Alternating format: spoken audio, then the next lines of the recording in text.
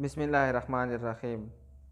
ګرانو اوریدونکو او کتونکو یو ځل بیا تاسو ته ښه راغلاست وایم. نننۍ ویډیو زموږ چې یو ځل بیا تیر په شان د دري ژبې زده کړې باره کې تاسو ته جوړه کړې ده. دوستانو، که تاسو زموږ یوټیوب چینل آنلاین لرئ ته نوي راغلي یاستئ او تر اوسه مو زموږ یوټیوب چینل نه سبسکرایب کړی، نو هیله درنه کومه چې زموږ چینل درسره سبسکرایب کړئ، زموږ ویډیو درسره لایک کړئ او نور دوستان سره هم شریک کړئ تر څو هغوی هم ګټه ترې واخلي. دوستانو، یو یادونه باید وکړم چې ما د انګلیسي ژبې زده کړې باره کې کوم کورس دی، د اردو ژبې زده کړې باره کې دی او همدارنګه د دري ژبې زده کړې باره کې کوم کورس دی چې نننۍ ویډیو هم ما دري ژبې زده کړې باره کې تاسو ته جوړه کړې ده. انشاءالله هغې ویډیوګانې به راځي، خو یو څه مصروفیاتو له وجې زه نشم کولی زر ویډیو اپلوډ کړم، خو انشاءالله په آینده کې به ویډیوګانې راځي. تاسې کولی شئ چې هغه ویډیوګانې هم وګورئ، نور دوستان سره هم شریک کړئ او یو څه ګټه ترې واخلئ. راځئ چې خپل درس شروع کړو. لومړی جمله: آنها چی می‌کردند؟ هغوی څه کول؟ کله چې دوستانو یو ځای کې مطلب یو کس نه پوښتنه کړي او ډېر کسان یې د هغې باره کې پوښتنه تر کړي چې هغوی څه کول، نو دري ژبه کې داسې ویل کېږي چې آنها چی می‌کردند؟ هغوی څه کول؟ آنها هغوی، چی می‌کردند څه کول.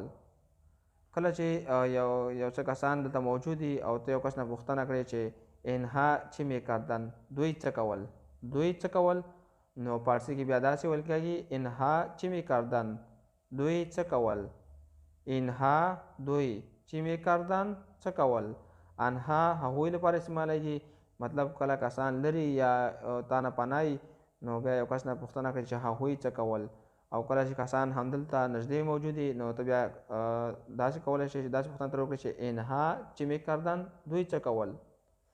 پول را گرفتید، پیسې دې واخیستې. پول را گرفتید، پیسې دې واخیستې. پول به دستتان رسید، پیسې درته ورسېدې. پول به دستتان رسید، پیسې درته ورسېدې. او پول را برایتان روان کرد.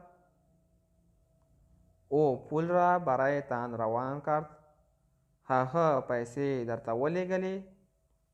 او هغه پول پیسې را برایتان روان کرد، درته ولېږلې. تو چرا پیسه برایم نمی‌دهی؟ تو چرا پیسه برایم نمی‌دهی؟ ته ولې پیسې ماته نه راکوې. تو ته چرا ولې پیسه برایم یا پول برایم نمی‌دهی یا برای من نمی‌دهی، ته ولې پیسې ماته نه راکوې. دوستانو، دا پیسه پارسي کې ډېر شی پول استعمالیږي، د پیسو لپاره پول ډېر استعمالیږي. تو چرا پول برایم نمی‌دهی او کم چې پیسه هم استعمالیږي. از درخت افتیدم. از درخت افتیدم، د ونې نه راولوېدم. از درخت د ونې نه، افتیدم راولوېدم. درخت ونه یا بوټی. من جانماز را میارم. من جانماز را میارم، زه جانماز راوړم. من زه جانماز را میارم، راوړم. شما آنجا بودید، تاسو هلته وای. دوستانو، دا په هغه وخت کې استعمالیږي کله یو کار شوی وي او ته یو کس نه پوښتنه کړې. شما آنجا بودید، تاسو هلته وای. دا شما چې د ډېرو کسانو لپاره استعمالیږي، لکه یو دوه درې کسه یي، ته هغوی نه پوښتنه کړې چې تاسو هلته وای. شما آنجا بودید، تاسو هلته وای.